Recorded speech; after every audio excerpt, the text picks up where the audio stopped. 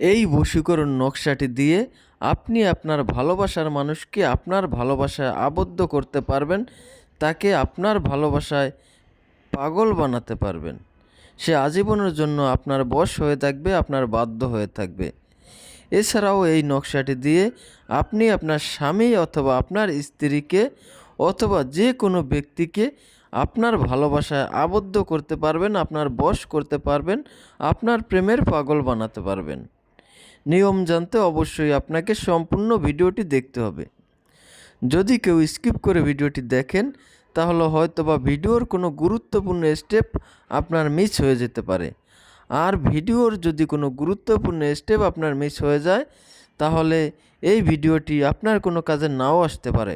কারণ যদি আপনি সম্পূর্ণ ভিডিওটা না দেখেই আপনি কাজটা করতে যান তাহলে হয়তোবা আপনার এই নকশাটি প্রয়োগের ক্ষেত্রে ভুল হতে পারে, আর ভুল হলে ফলাফল নাও আসতে পারে। তাই অবশ্যই আপনাকে ভিডিওটি প্রথম থেকে শেষ পর্যন্ত দেখতে হবে এবং ভালোভাবে বুঝে শুনে কাজটা করতে হবে।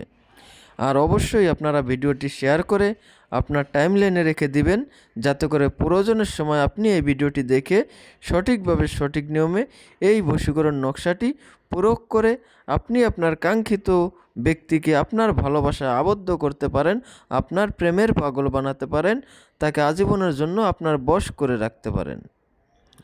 এজন্য প্রথমেই আপনি করবেন কি, আপনার বাড়িতে যে রান্না করার জন্য যে পাতিল কিংবা কড়াই ব্যবহার করা হয় এবং সেই পাতিল কিংবা কড়াইয়ের নিচে যে একটা কালো আস্তরণ পড়ে অর্থাৎ কালি পড়ে, আপনারা সেখান থেকে কিছু পরিমাণে কালি সংগ্রহ করবেন এবং ওই কালির সাথে কিছু সরিষার তেল মিশিয়ে একটা কাজলের মতো তৈরি করবেন।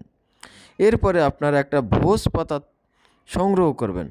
অনেকে বলতে পারেন ভোজ পাতা আমরা কোথায় পাবো?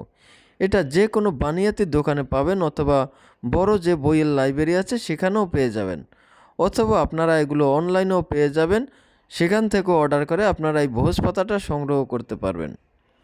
তো ভোজ পাতাটার উপরে আপনারা যে কোনো শনিবার কিংবা মঙ্গলবার রাত 12টার পরে এই নকশাটি হুবহু আমি যেভাবে লিখেছি আপনারা এইভাবে লিখবেন।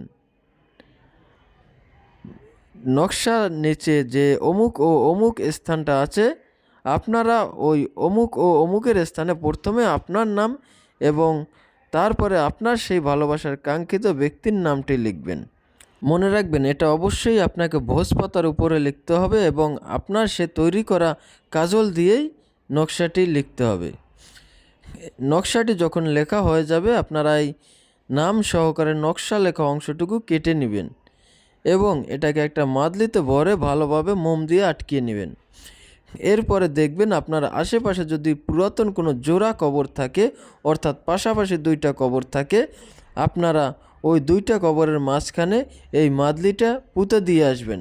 দেখবেন মাত্র 3 থেকে 5 দিনের মধ্যেই আপনার সেই ভালোবাসার কাঙ্ক্ষিত ব্যক্তিটি আপনার প্রেমের পাগল হয়ে যাবে, আপনার দিওয়ানা হয়ে যাবে, আপনার বশ হয়ে যাবে, আপনার বাধ্য হয়ে যাবে।